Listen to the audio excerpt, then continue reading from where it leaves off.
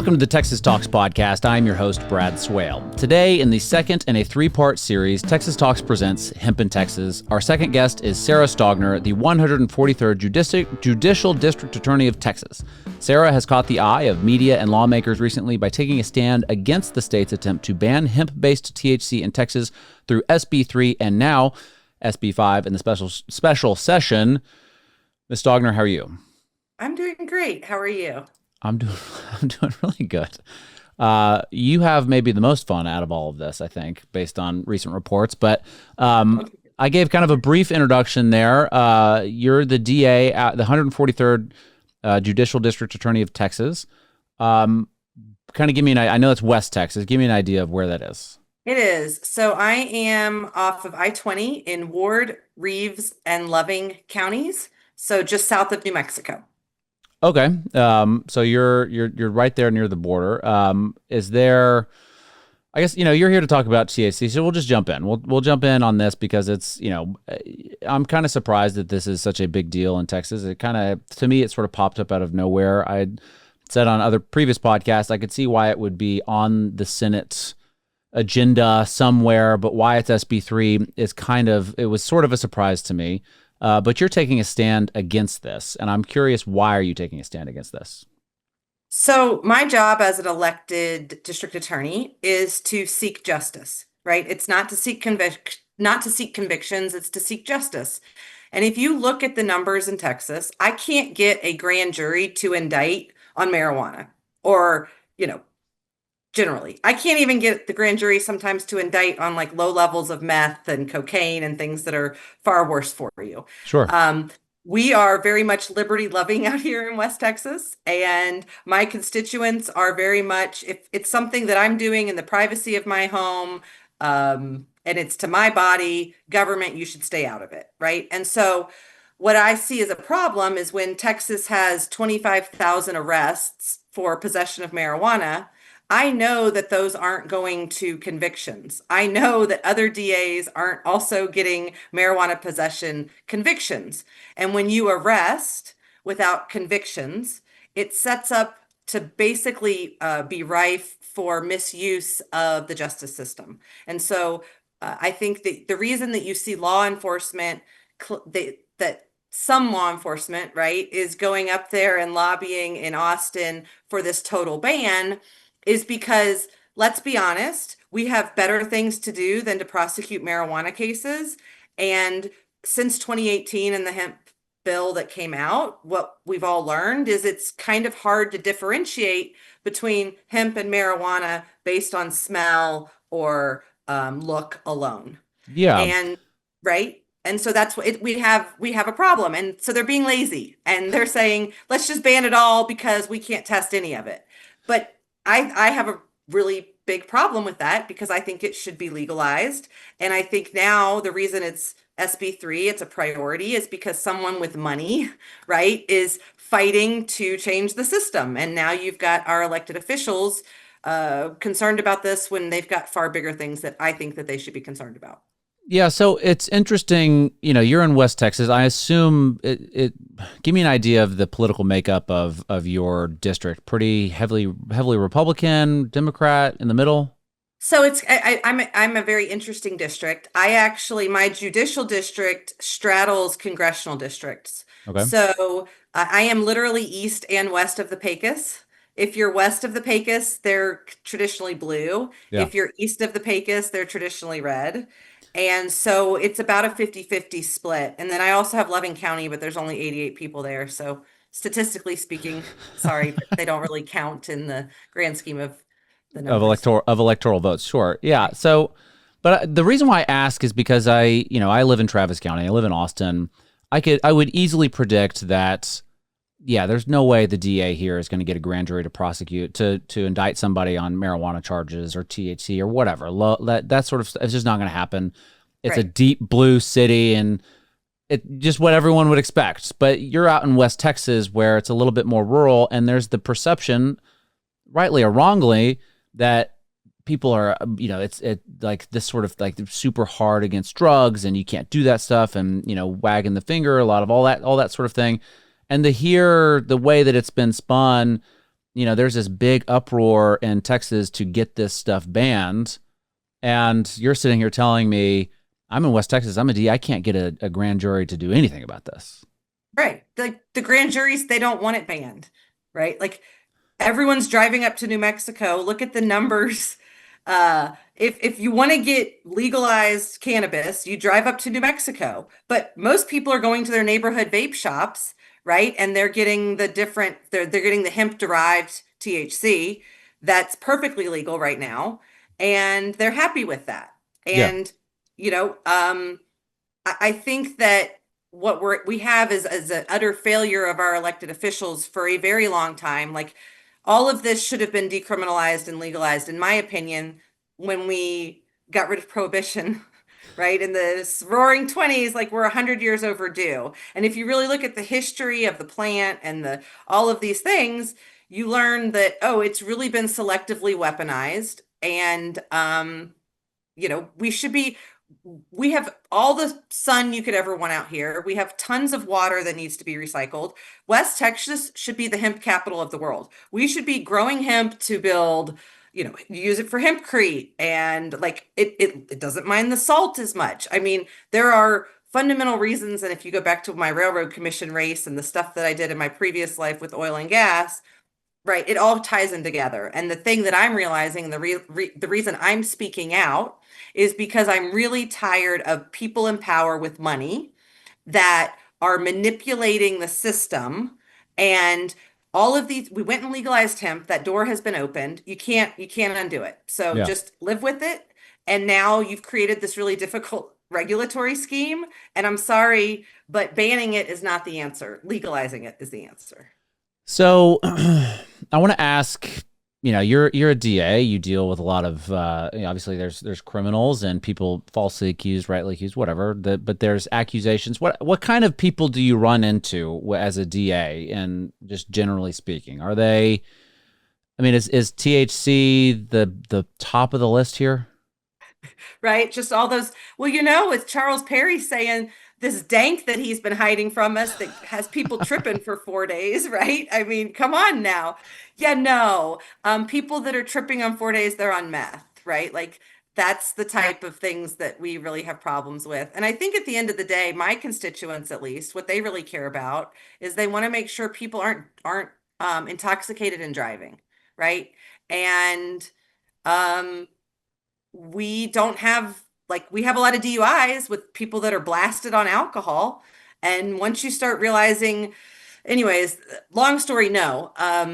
I think most of the people that we deal with, and I have three types of criminals. I say you've got like good people that made a bad decision, right? Sure. And then you've got like career criminals, and then you've got people that are mentally ill and drug addicts and need something with other sort of assistance. And so my job as the DA, and a lot of times, is to try to figure out which of those three categories the people are. And if you're in the second category, you need to go serve hard time. Yeah. But people that are mentally ill need mental health treatment and substance abuse treatment, right? And no one's going to substance abuse treatment for smoking too much THC or consuming too much THC. They're Yeah, just not. consuming too many hemp-based edibles. Right. So I mean, I think that's important to sort of highlight because it's, the common argument against this that I hear is that, alcohol causes so much more havoc, so much more damage, so much more. It's involved in much more crime and bad behavior in society than THC.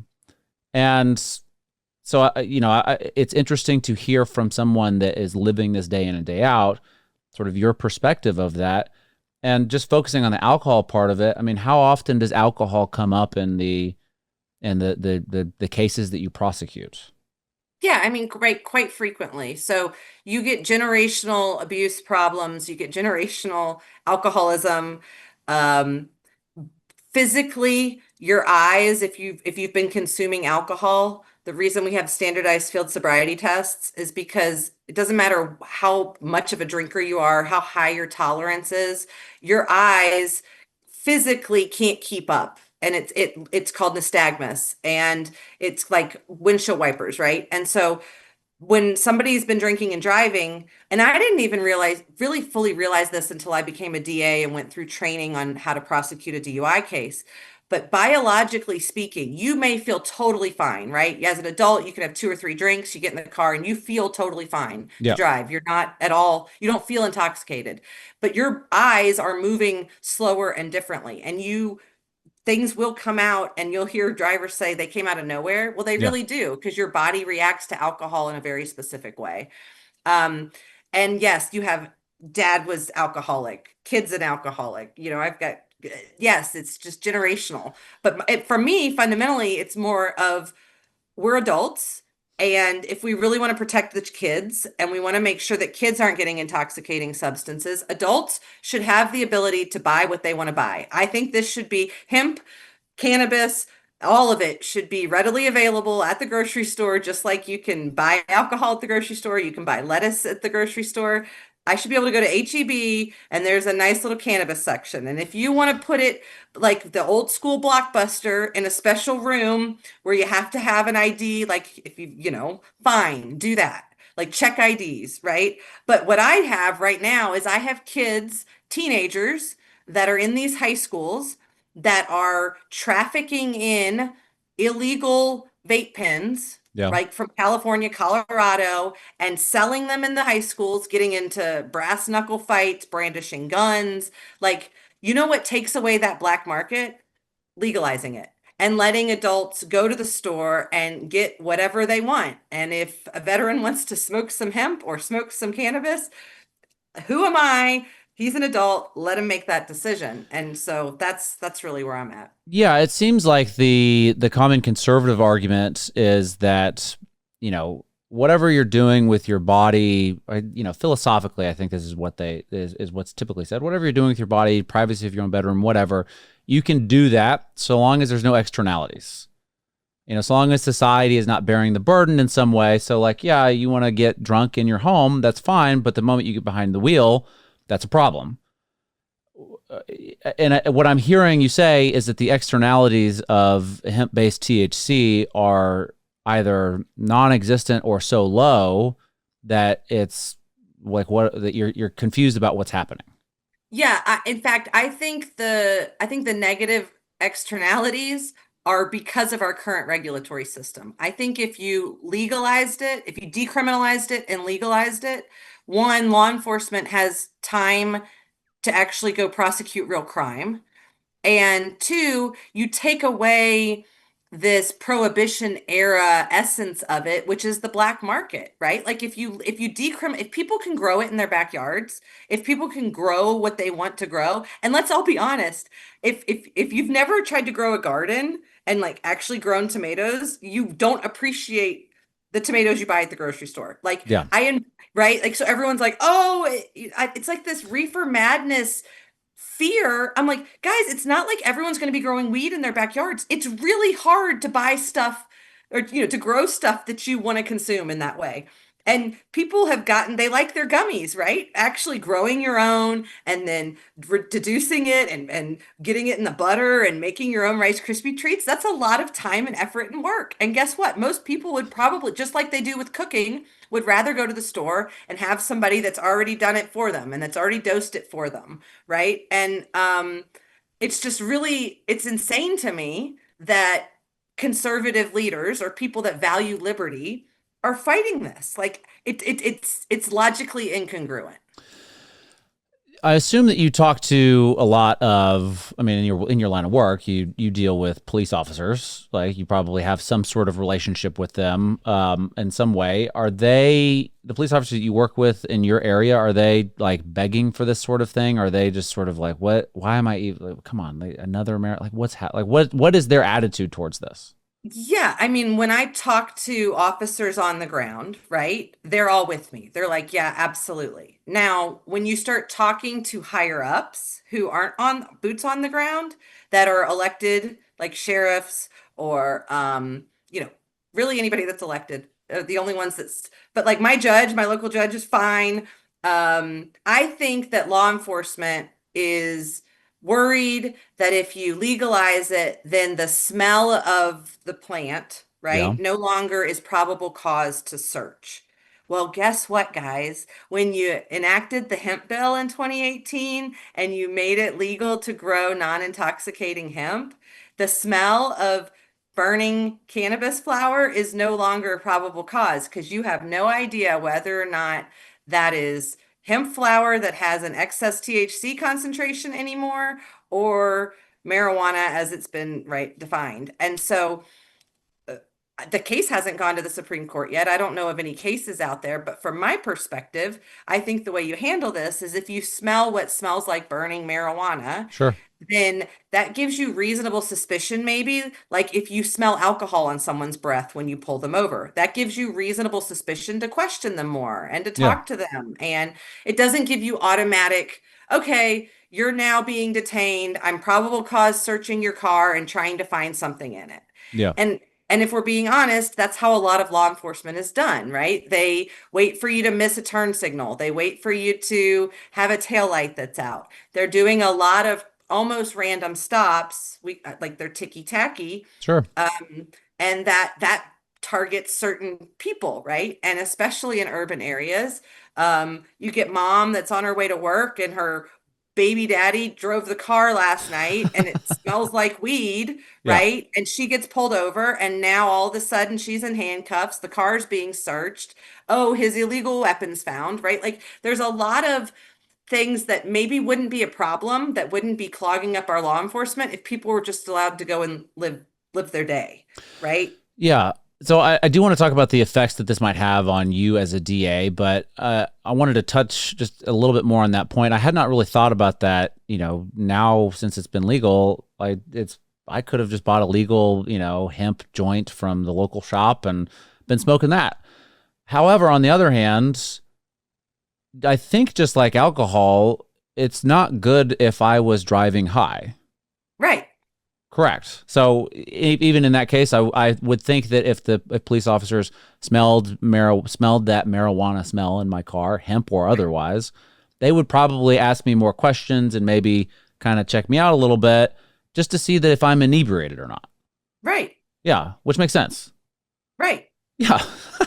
And that's what all the patrol guys on the ground are saying. They're like, we do this every day. And practically speaking, if they think someone's intoxicated, they arrest them for driving while intoxicated. Yeah. And then we sort it out later, right? Like, So you as a DA, I mean, I'm wondering if you are you concerned that the state, I mean, you've said as much, so I know that you are concerned about it, but so I guess I'll ask this in a different way. What kind of regulations that you as a DA would you like to see? I mean, I know a simple one, set an age gate. Like make it illegal for someone under 21 to purchase it or whatever. yeah. Okay. So, I mean, let's start big picture. Sure. One, nationally, it needs to be decriminalized and descheduled, Okay. like legalized and descheduled. We need to research it, right? We need to understand the full efficacy of each of the cannabinoid compounds Yeah. and right, like all of that. And then at the same time, I don't see why it should be any different than alcohol. If it's intoxicating hemp, if it has THC, then do it 21. If it's non-intoxicating and it's just CBD or CBG and all the others, then CBN. 18 plus. Yeah. Okay, is that rocket science?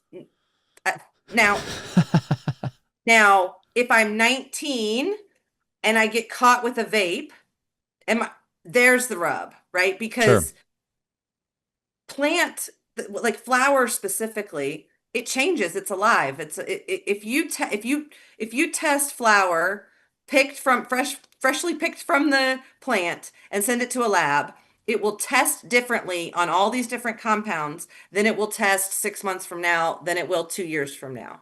Yeah. And so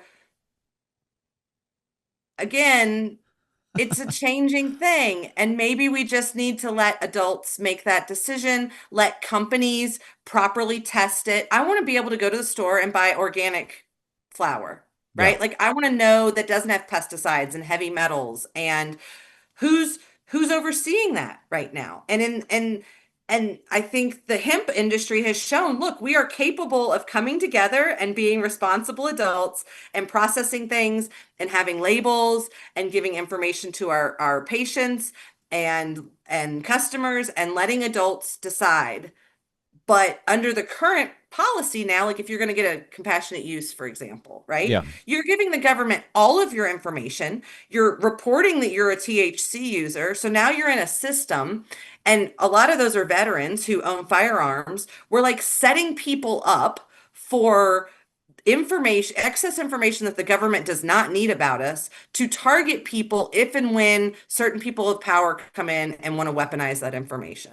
And so that's what I'm bothered by. And I know I got off topic from what the question was, but that's that's what I'm thinking about. Sure. But like, I guess baby steps. Is a full legalization, is that going to happen tomorrow? I don't see that happening tomorrow. However, in the context of SB3, now SB5 in the special session, in lieu of this outright ban, what sort of regulations would you as a DA recommend? All right, let's meet in the middle. There's full legalization, and then there's this ban. There's some regulation in the middle. There's regulation in the legalization as well, I'm sure. But like, what kind of steps do you think that the Texas legislature should take, if at all? I don't know that there's any logical steps that they can take because the current laws that we even have aren't enforced. Okay. Well, in that Right? case, yeah. So I think the only way we fix that is by decriminalizing and descheduling. So am I right when you say that? Am I right in understanding that truly, since the laws are not enforced, truly all this does is just put people out of business? Yeah. Because people are going... And it gives law enforcement a way to selectively target people that they may not otherwise have enough probable cause for. Yeah. But if you or me, soccer mom driving around in her expedition, they're not throwing me in jail, right? Yeah. Like they're not arresting me for possession. They're not whatever. If I'm a 23-year-old black kid that just got back from deployment and I'm hanging out with some buddies in downtown Dallas, that might end very differently. Yeah. And so for that's sure. the problem. It's the selective weaponization. And no matter what they do in Austin, we don't have good ways to test the product we do have, let me be clear. There are very much ways to test this product, right? Yeah. But our current crime lab in Texas doesn't test it the way that like the people that are making it and manufacturing it are testing it. Yeah. It's different. And so it would be cost prohibitive from a prosecution standpoint because it costs like thousands of dollars, hundreds, thousands of dollars each test. So if let's say we can get the test down to $500 a test on something that's scientifically reliable. And in this case, what are we testing now? Are we testing if someone I don't know, you tell me, but like I'm trying to get you to, if you're wanting to test like the THC percentage, for example. Yeah. Okay. Right. Like Delta, you heat the plant, you heat the chemical, it changes. Well, the way you test it is by heating it and running it against a gas chromatography and all this scientific stuff that at the end of the day, it's very expensive, right? Because you have to like take it and anyways, which makes sense when you're like a wholesaler or a retailer and you're processing like, hey, I just went and had this grow. We've now got 500 pounds. Yeah. I'm going to take a representative sample. I'm going to see where it's at on all the different relevant cannabinoids. I'm going to make sure it doesn't have heavy metals. I'm going to make sure it doesn't have pesticides. Like that makes sense from an economic standpoint of this purports to be this thing. We want to make sure that it is that thing. Yeah, of course. Okay. When here's, like this container. Yeah. Imagine this is a vape pen. It's not, but like I know. Yeah. This vape pen. Okay. I have to do that same test on that product 10,000 times. Yeah. Because if this pen, I just because somebody is in possession of this pen, it doesn't mean that this pen Right. The one next to it is the same thing. Right. So you're saying that that law enforcement in the state would have to test every single little instance, whereas the manufacturer or whoever, they batch test, and it's a one, like all of them, all of those products that they're selling have been tested through this batch test, whereas the state, every single pen that gets caught or confiscated, got to test it. Right. And the intent is different, right? So, like when the manufacturers are refining it, like when they're making vape pens, for example, Yeah. right? And that whole process, it's like a refining process, right? I mean, you're Yeah. running ethanol or CO2 or some distillation, right? You are actually running it through a very complicated chemical process in labs.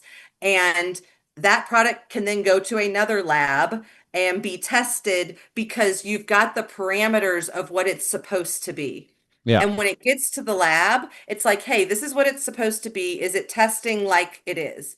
When something's unidentified, you have to test it against what it could potentially be. Yeah. And when you're doing a quality check from a manufacturing standpoint, the goal is to make sure, okay, we've got safeguards in place. That's a very different standard than someone is accused of a crime. We are going to put them in prison and take away their personal liberties. Then the standard of what you have to test is very different. And it should be, Yeah. right? Yeah. Of Because you're course. taking away someone's liberty. But meth, cocaine, heroin, fentanyl, like those things look, and then there's a very simple test for presence of, absence of. Yeah. That makes Sure. sense? Yeah. Yeah. And so that's why they want the total ban, because then it's easy to say, is there the presence of THC? And then if there is, then fine, it goes into the illegal category. Yeah. Okay, fine. You're now putting something into an illegal category that you're not prosecuting. And in the same time, you're probably have an unconstitutional taking of all these people who have established hemp businesses over the last 7 years and have come to rely on the fact that, okay, Farm Bill, you guys created this law. We've been trying in our good faith to follow it. And now you're going to tell us that we're banned? Like, that's an Yeah. unconstitutional taking. Yeah, I mean, I guess I just really haven't thought about it this way because I No one's haven't. talking about it this way. Right? So Yes, of no course. fault for not thinking about it this way. No one's talking about it this way. I appreciate it. I wasn't blaming myself, and now I Mhm. have permission not to blame myself even further. I thank you. But talking to a DA and really highlighting the fact that it's not being prosecuted for, I mean, total across the, I don't know, maybe there's some whatever. For the most part, it's not being prosecuted, and so really all this is doing, based on what you're saying, is just destroying businesses. Yeah, destroying businesses Because and people are still arresting going to get it. people. People are going to Yeah, get keep it from putting, across yep, they're going to get it at the black market. They're going to get it from New Mexico or Colorado or whatever, right? So it's not, it's not stopping anything except for businesses. yep. Senator Perry in the hearing, I think it was earlier this week or late last week, mentioned that he said something to the effect that the industry can't be regulated. That regulation costs would maybe be too much or something along those lines. And I'm curious what you think. You know, you prosecute crimes for a living. Your perspective on regulation costs compared to prosecuting new criminal offenses, like the different cost analysis there. Yeah, and I think that's basically what I was just saying Yeah, beforehand is yeah, that's BS, yeah, right? Like to effectively regulate it doesn't mean you test every pin. yeah. To effectively prosecute it, you test every pin. There you go. Bottom line. That is a very succinct, very clear way. I love that. That's really good. So, do you think that lawmakers understand the burden that they're placing on local prosecutors? I don't think there is, honestly, I don't think there's a real burden on prosecutors because they're just not prosecuting it. So, But even it if, clogs up the court system, right? sure. Like it's a burden on the system. All right, so Sarah, your internet's dropped. You're out in the middle of West Texas, DA, as we described at the beginning of the show. So your camera angle is a little bit different, but I'm happy that you're back. We're going to wrap this up. You were in the middle of talking about the burden that the potential burden on local prosecutors should SB 5 pass. Yeah, look, I mean, that means that you're going to have more arrests Yeah. that are not going to get prosecuted because they're already not prosecuting THC possession cases. And so all that's going to do is lead to more time and money of, and in big cities, it's probably in the hundreds, right? In my little jurisdiction, I don't get that many. And I've told my local law enforcement, I'm not, I can't get a grand jury to indict on these things. Stop arresting people with vape pens. If you think it's illegal, take it, destroy it, write them a citation for a paraphernalia or some sort of misdemeanor and set them on their way. Do not arrest people. And they're listening to me because they've got bigger things to do. And so I think we have a huge risk, though, again, of selective weaponization. And so if this total ban, the only thing the total ban is going to do is put certain businesses out of business because then they won't be able to legally sell their stuff anymore. Right. Yeah, exactly. So, the criminal penalties that are suggested under this, possessing any hemp product that contains anything beyond just CBD or CBG, I believe. There are other CBs, CBN and CB, A through Z, whatever, that are non-intoxicating, but those would also be illegal. So a full spectrum CBD would give someone a Class C misdemeanor. Now, you deal with criminals on a regular basis as part of your job. You were elected to do that. Do you think that someone that possesses full spectrum CBD, we can even throw in a 5 milligram THC gummy, do they need a criminal record for that? Especially the full spectrum CBD. Yeah, that is the most asinine thing I've ever heard. No, absolutely not. Succinct. I love it. Very succinct. I can imagine there's a lot of people out there that, that's it. That's all they have. Maybe they have some, in this world, they have a bag of gummies or whatever, and it's just 10 milligrams. They're not really doing anything else.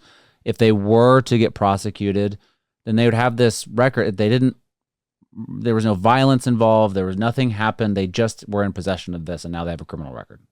Yeah, it's ridiculous. And so what I'm telling people is fight the resistance, right? If you are in a place of privilege and power, be loud and proud that it's a substance that you use and enjoy, and it makes your life better. Because for far too long, people that use the plant have been in hiding, and it's just kind of like this secret society of people that know it happens and they don't really talk about it. And I think that luxury is past. And I think that we really need more people to come out and say, no, I'm not going to be quiet. And look, maybe it takes some soccer moms getting arrested, right? Yeah. And making a big stink. This is what we're doing. Never mind the pedophiles that are running amok, right? Let's go get the mom or the veteran who wants to have a good night's sleep and doesn't want to mess up their stomach by taking too much Advil, or right. I'm a Christian. This is a God-given plant. Yeah. Free the plant. Seriously, Dan, free the plant. That's the message. Well, Sarah Stogner, the 143rd Judicial District Attorney of Texas, I really appreciate you taking the time. Is there a website or social media that you would like to plug before we sign off? Not a website. I'm not raising money. I'm sure. not the perpetual politician. But if people are interested in more, I am Sarah, SARAH, the number 4, and then Texas spelled out on most platforms. Okay. And if you just search Sarah Stogner, STOGNER, there's only one of me that really comes up. So I'm pretty easy to find. There is the one and only, and it's a great Google search. I rest assured you're gonna be happy you did it. It may not always be safe for work, warning, but yes. Well, Sarah Stogner, thank you so much. I really appreciate it. Thanks, Brad.